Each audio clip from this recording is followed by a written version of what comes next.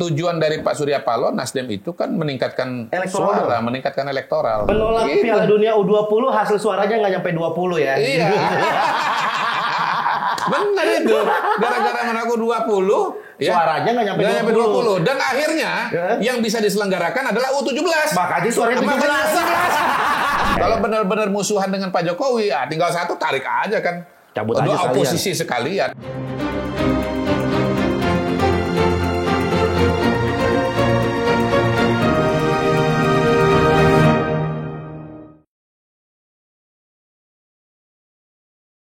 Mau bahwa tetap berpasangan ini agar kolam suara yang puas ini nggak belah gitu ya. Ya. Prabowo pasangan dengan Ganjar gitu. Calon presidennya. Kalau itu gabung berapa persen Prabowo. ya? Kalau itu gabung berapa persen ya? Ya kalau kita lihat hasil pemilu kan 75%. Iya. Teorinya Mr. Q kan, teorinya Kodari kan terbukti di situ gitu loh. Kalau itu gabung 75%. Iya, 75%. Cuman karena kepecahannya. Karena ya, saya kan diserang tuh oleh yang nggak setuju dengan teori kolam suara. Nggak mungkin lah Pak Jokowi itu teori ini salah karena kepuasan 80%, 75%, masa suaranya Prabowo cuman 55 ya pada waktu itu. Cuman 50 atau 55 pada waktu itu. Saya bilang ya separohnya masih ada ketinggalan di Ganjar gitu loh. Iya. Ya dua-duanya kan pernah di-grooming oleh Pak Jokowi. Dua-duanya punya asosiasi dengan Pak Jokowi juga. Jadi wajar. Ada orang yang ada yang ke Prabowo, ada yang ke Mas Ganjar. Tapi kita lihat bahwa ini kolam suara yang sama, ketika suaranya Prabowo naik, suara Ganjar turun gitu. Yang saya sebut sebagai bejana berhubungan itu gitu. Iya. Sebaliknya juga kalau Ganjar naik, harusnya Prabowo turun. Cuman karena Ganjar terus menyerang Pak Jokowi, maka kemudian yang mendukung Pak Jokowi ini lari dari Ganjar geser ke Prabowo. Sehingga hasil gitu. suaranya seperti itu betul. Ya. Sehingga ya kemenangan Pak Prabowo itu sebetulnya sampai level tertentu menurut saya ya kontribusi dari Mas Ganjar sendiri gitu dan PD Perjuangan. Ya? Hah? Bantuan dari bantuan tak terduga. Menolak Piala Dunia U20 hasil suaranya nggak nyampe 20 ya. Iya. Benar itu. Gara-gara menolak U20, suaranya nggak nyampe 20. Dan akhirnya yang bisa diselenggarakan adalah U17. Makanya suaranya 17.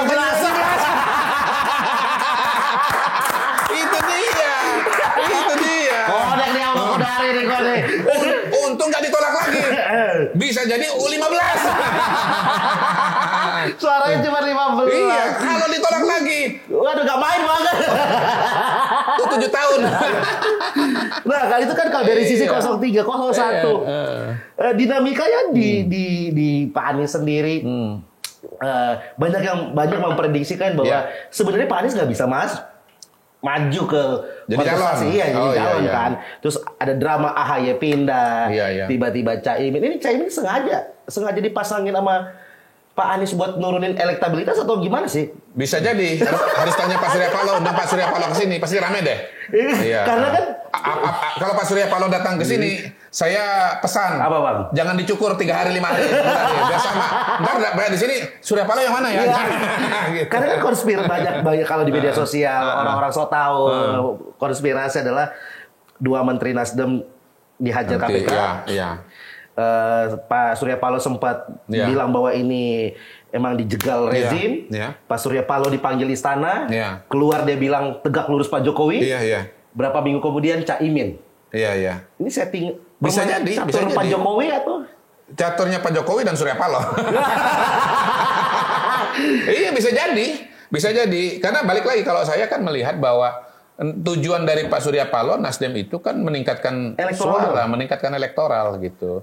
Nah dia pengen dapat elektoral sebesar-besarnya, tetapi kan di sisi yang lain juga, ya dia kan juga punya hubungan yang baik sebetulnya dengan Pak Jokowi. Jadi ibaratnya antara agenda di luar dua menterinya masuk ke KPK. Menurut saya justru bahwa kedua menterinya masuk ke kabinet lalu kemudian tinggal satu nggak ditarik itu justru menunjukkan loyalitas dari Pak Surya Paloh gitu loh. Kalau benar-benar musuhan dengan Pak Jokowi, tinggal satu tarik aja kan. Cabut aja oposisi sekalian gitu loh. Perubahan Fakta sekalian. bahwa satu menteri itu nggak ditarik itu menurut saya semacam pesan bahwa sebetulnya Surya Paloh tetap mau sama-sama dengan Pak Jokowi gitu. Tapi saya termasuk orang yang waktu itu juga menganalisa bahwa ini sebetulnya bagian dari manuvernya Pak Jokowi dan Surya Paloh gitu loh. Karena sebetulnya wakil presiden yang paling powerful buat Mas Anies, nih teori saya itu tetap AHY sebetulnya gitu loh. Oh ya? Iya, karena sama-sama oposisi. Sama-sama oposisi, jadi daya gedornya itu akan lebih besar karena sama-sama oposisi. Yang kedua sebetulnya antara Muhaimin dengan AHY, kalau buat saya AHY akan lebih powerful untuk ngambil suara Jawa Timur. Paling tidak orang-orang di Jawa Timur yang tidak puas itu ya akan jelas memilih AHY kan karena identitasnya jelas. Sementara Muhaimin ketika dia maju jadi wakilnya Anies, ini kan sebetulnya ada problem internal nih. Mas Anies itu kan dia Islam politik ya. Konstituennya Islam politik yang istilahnya konservatif. Sementara Muhaimin itu Islamnya Islam yang moderat, yang Nusantara, yang sebetulnya selama ini nggak bisa beriringan gitu loh. Jadi praktek keagamaannya juga agak beda, pandangan politik hari-hari agak beda. Jadi nggak mudah untuk menggabungkan antara dua kubu ini, antara dua konstituen ini. Koalisinya kan ada PKB, ada PKS. Iya. Itulah ya. Makanya ini kan ibarat mau mencampur PKS dengan PKB kan. Agak susah gitu loh. Kan demi perubahan, Bang. Ya itu tadi. Maka judulnya boleh, tapi kan adonannya kalau nggak cocok nggak jadi juga. Gitu. Iya dong. Ente boleh namain brownies, tapi kalau di dalamnya singkong apa masih brownies kan begitu kan? Iya, benar. Tapi ada nggak brownies singkong ada nggak? Brownies singkong, jadi mikir. Brownies ketan ada sih kayaknya. Tapi berarti bisa jadi dong Pak Anies ini ditinggal sendiri oleh Caimin dan Pak Surya Paloh. Oh iya, saya kira begitu. Jadi akan gitu. Pasca Pilpres ini sebetulnya menurut saya sudah apa ya, kita sudah harus membedakan antara partai dengan calon gitu loh. Calon punya pemikirannya sendiri dan partai punya pemikirannya sendiri. Dan hemat saya itu akan terjadi dalam konteks apa? Anies ini kan kalau dari pernyataannya dia mengatakan bahwa dia akan tetap setia di garis perubahan. Ya. Nah, saya kira Mas Anies juga menyadari betul bahwa modal politik dia itu notabene semata-mata cuma konstituen saja. Karena dia bukan orang partai, dia nggak punya partai.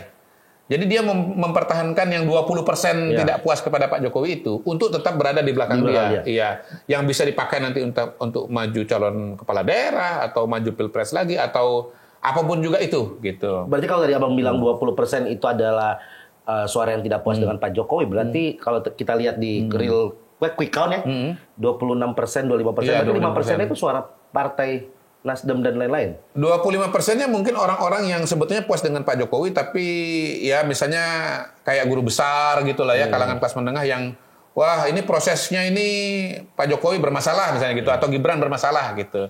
Mereka puas pada Pak Jokowi tapi tidak milih Prabowo Gibran karena punya catatan tambahan gitu loh. Karena kan kalau dengan ditinggalkannya, misalnya kita tahu lah Pak Anies cara berbicaranya sangat bisa meyakinkan fansnya lah. Iya. Nah kalau ditinggalin gini bukannya menjadi tambah simpati fansnya ini terhadap Pak Anies dan bisa membuat Pak Anies ke grooming jadi semakin besar nantinya. Nah pengen tahu kan alasan sebenarnya Caimin ada di pihak Anies? Tunggu dulu, nyalain dulu loncengnya, subscribe dulu, gua tungguin sekarang juga. Nggak akan gue mulai nih video nih, cepetan. Dah. Nih, jawaban dari Bang Kodari. Bisa jadi, tetapi kalau kita bicara pemilu kan masih lama, masih 5 tahun yang lagi. Pilkada kan bisa. Pilkadanya kalau nggak ada gimana? Kan DKJ ya. Secara linear kan Anies kan akan maju sebagai calon gubernur di Jakarta. Sementara sekarang kan ada wacana bahwa Jakarta itu akan dibikin aglomerasi lebih besar, dia akan dibuat mencakup juga wilayah-wilayah yang lain gitu. Dan saya kira itu sangat rasional bahwa menyelesaikan masalah Jakarta nggak bisa hanya mengerjakan Jakarta. Masalah banjir misalnya, nggak cukup dengan normalisasi sungai, membuat biopori, tetapi juga harus dikelola sampai ke hulunya kan. Hulunya kan ada di Kabupaten Bogor gitu. Soal polusi udara misalnya, ada yang bagian dari Jakarta misalnya karena kendaraan dan seterusnya. Tetapi kan ada juga yang dari pabrik, dari Bekasi dan seterusnya. Kalau bahasa saya, ini air di Bogor sama udara sama asap di Bekasi mau di KTP-kan DKI semua. Biar punya KTP supaya bisa dikelola gitu. Karena kalau nggak punya KTP seperti kata Pak Anies, ya angin nggak punya KTP kan gitu. Makanya nggak bisa dia kelola. Iya gitu. Memang canggih banget sih. Nggak kebayang saya dia ngomong kayak begitu tuh. Angin nggak punya KTP itu. Tapi saya kira ilhamnya dari sana juga bahwa ini mau di KTP-kan aja nih. Tapi kan ini kan terkesannya menjegal Pak Anies dong untuk maju di pilkada. Bisa begitu. Tapi ya tergantung argumentasi yang dibangun. Ya balik lagi kalau saya yang ditanya, wajar nggak misalnya kalau Jakarta ini dibuat aglomerasi dengan Jabotabek? Menurut saya wajar. Argumentasinya tuh kuat sekali. kita kalau mau bicara banjir, nggak cukup cuma sekedar menampung air, mengelola air yang datang, tapi air dari atasnya kan bagaimana manajemennya. Misalnya dengan penghijauan, membuat waduk dan seterusnya gitu. Tapi kan dengan aglomerasi ini juga berbarengan dengan wacana misalnya, ya gubernur tidak dipilih lagi, tapi misalnya ditunjuk oleh menteri. Pemimpin aglomerasi Jabotabek bukan lagi gubernur, tetapi misalnya pejabat setingkat menteri gitu. Bisa saja. Bahkan ada wacana misalnya aglomerasi Jakarta akan dikelola ex officio oleh wakil presiden, siapapun wakil presidennya gitu. Yang artinya kalau wakil presidennya nanti adalah Gibran, yang ngelola nanti Gibran. Gitu. Iya. Jadi Mas Anies kan mau maju dari mana? Nah, pertanyaannya Bang. Ngapain? Apa yang harus dilakukan Pak Anies 5 tahun ke depan dong? Kan nggak mungkin pasti Pak Anies 2029. Terlalu cepat untuk dijawab sekarang. Karena dinamika politik dan ruang-ruang politik itu kan masih belum bersifat final kan. Gitu Bisa aja dia kemudian berubah pikiran. Ya nggak punya pilihan lagi di Jakarta juga nggak ada. Bukan mustahil misalnya maju calon gubernur di Jawa Barat misalnya gitu. Oh iya. Iya bisa aja kan. Masih ada opsi itu. Masih ada opsi. Ya masih PKS misalnya melihat Mas Anies masih punya potensi untuk didukung sebagai calon presiden di tahun 2024 yang akan datang. Lalu kemudian dia melihat bahwa jalannya itu adalah dengan menguasai Jawa Barat karena Jawa Barat pemilihnya paling besar. Dan PKS juga punya basis yang kuat di Jawa Barat. Dan dimajukan sebagai calon gubernur dari Jawa Barat. Menurut saya masih ada opsi karir seperti itu ya. Iya. Ngomong-ngomong kalau betul nanti Mas Anies maju sebagai gubernur Jawa Barat harus terima kasih loh sama kita. Oh iya, karena kita memberikan saran. Memberikan saran dan masukan. Sama Sumatera Barat Bang, yang lumayan juga kemarin. Nggak akan. Ya. Kalau menangnya pasti. Tapi kalau maju capres nggak bisa, karena terlalu kecil. Penduduknya dikit. Ini Jawa Barat ya. Jawa Barat. Nah kalau sebelum kita masuk ke segmen 2, kalau karirnya Pak Mahfud dan Pak Ganjar ini sendiri? Mas Ganjar dulu ya. Kalau Mas Ganjar menurut saya opsinya jauh lebih sedikit dibandingkan Mas Anies. Kenapa? Mas Ganjar ini kolam suaranya balik lagi pada dasarnya sebetulnya adalah mereka yang puas kepada Pak Jokowi. Gitu. Dia bisa aja pindah kepada yang oposisi, tetapi menurut saya sulit gitu. Di situ sudah ada pemegang sertifikatnya, yaitu namanya Anies Baswedan itu. Susah dia mau pindah. Dan dia kan sudah mencoba itu di Pilpres ini. Ujung-ujungnya kan malah mentok di U17 kan. Bahkan U16 itu gitu loh. U16 itu gitu loh. Jadi itu yang pertama. Yang kedua, menurut saya Mas Ganjar ini dia akan sangat tergantung kepada Bu Mega lah. Mau dibawa kemana. Kalau misalnya Bu Mega ini nanti PDI Perjuangan tetap menjadi bagian dari pemerintahan di periode 2004-2009, agak mudah menjawabnya. Mungkin dia ditunjuk jadi menteri, mewakili PDI Perjuangan. Tapi kalau oposisi tidak ada di dalam kabinet, maka mau kemana dia? Kalau istilah saya itu ya balik ke Jawa Tengah sudah gubernur 2 kali. Ya kecuali kalau undang-undangnya diubah ya gubernur bisa 3 kali. Bisa dia maju misalnya. Atau ya saya separuh serius, separuh bercanda. Jadi Bupati Boyolali. Kenapa Bupati Boyolali? Di antara semua kabupaten kota di Jawa Tengah yang menang Ganjar Mahfud cuma di Boyolali. Semarang kalah, Solo kalah gitu. Ya cuma bisa maju di Boyolali. Gitu. Nggak mungkin Pak Ganjar keluar dari PDIP? Rasanya sih enggak gitu. Karena kalau dia keluar dari PDI, masuk Gerindra gitu. Minta maaf ke Pak Jokowi gitu. Iya, betul-betul itu di luar imajinasi. Iya.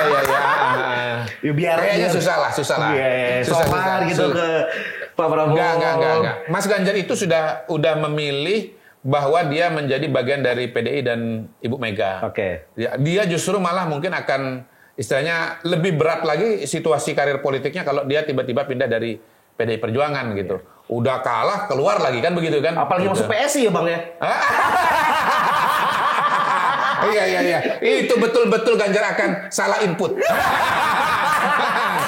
GSI, Ganjar salah input. GSI, Ganjar salah input. Nah,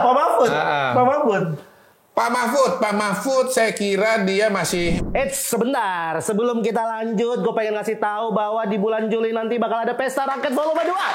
Jangan lupa langsung aja cek-cek infonya di @pestarakyat untuk tahu informasi siapa aja line up-nya, harga tiketnya berapa nanti. Karena katanya sebentar lagi line up-nya akan muncul. So, pantengin langsung Pesta Rakyat Volume 2 di Instagramnya Pesta Rakyat. Sampai ketemu di sana. Mungkin untuk masuk ke dalam kabinetnya Prabowo dan Gibran. Karena ya satu ya, Pak Prabowo kan mengatakan dia mau merangkul semuanya. Yang kedua dia punya kompetensi. Jadi gini, Pak Mahfud ini kan ternyata dia punya kompetensi itu semua mengakui. Tapi kalau secara elektoral ternyata kan berat banget itu. Menurut saya beliau sendiri juga kaget.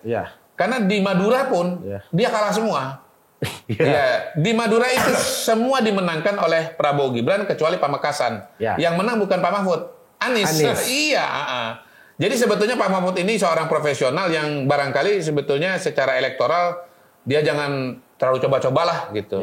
Ya pemilu bagus. Iya bagus. Tapi aura elektoralnya kayaknya kurang gitu. Jadi dan dia bukan bagian dari partai politik tertentu sehingga menurut saya dia tidak punya beban kalau dia mau jadi menteri lagi di kabinet Prabowo Gibran yang akan datang gitu.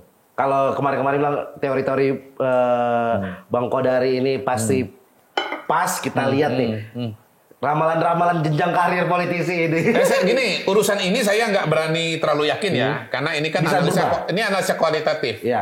Kalau kemarin misalnya soal sekali putaran, pemenang pilpresnya siapa, saya tingkat keyakinan sangat tinggi karena itu data-data kuantitatif. Kalau ini bisa berubah ya? Iya, ini sangat bisa berubah, ini data-data kualitatif. Yang kedua, ini melibatkan elit-elit politik yang sangat mudah berubah pikiran atau sangat mudah mendapatkan tekanan politik. Sama dengan kayak kita bahas soal reshuffle tadi itu. Gitu.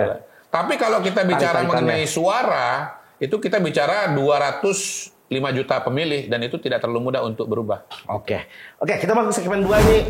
Kita sudah merangkum beberapa pertanyaan dari netizen dan keluar satu pertanyaan. Ahok bagaimana, Bang? Ahok kemarin muncul berapa hari doang, tiba-tiba hilang lagi. Karena gini, aku coba urutin pernyataan dari munculnya Pak Ahok. Nggak ada suara.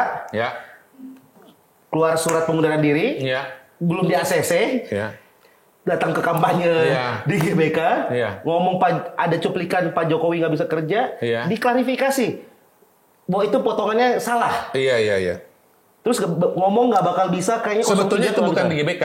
Beliau bikin acara pertemuan dengan Ahoker. Pertemuan bukan di GBK. Tapi maksudnya sebelumnya kan dia muncul di GBK kan? Muncul di GBK. Nah, terakhir adalah dia bikin statement 03 nggak bakal bisa koalisi sama 01. Itu hilang. Apa ini? Ya sebetulnya soal Ahok ini sekali lagi teori saya terbukti sih sebetulnya gitu. Wah, apa sih Bang? Jadi Ahok ini kan istilahnya turun gunung karena dia ngelihat suaranya Ganjar Mahfud itu makin anjlok gitu. Jadi dia mengatakan saya mau memompa ban kempes. Kira-kira begitu lah jurusnya. Bahwa kalau saya masuk ke sana maka penurunan Ganjar Mahfud akan berhenti. Nah saya mengatakan begini, kalau saya jadi Ganjar Mahfud itu saya nggak mau sebetulnya Ahok turun gelanggang. Karena Ahok itu menurut saya bom waktu berjalan gitu. Ahok itu antara teori aset dengan liability, saya selalu katakan konsisten dari 3 tahun yang lalu.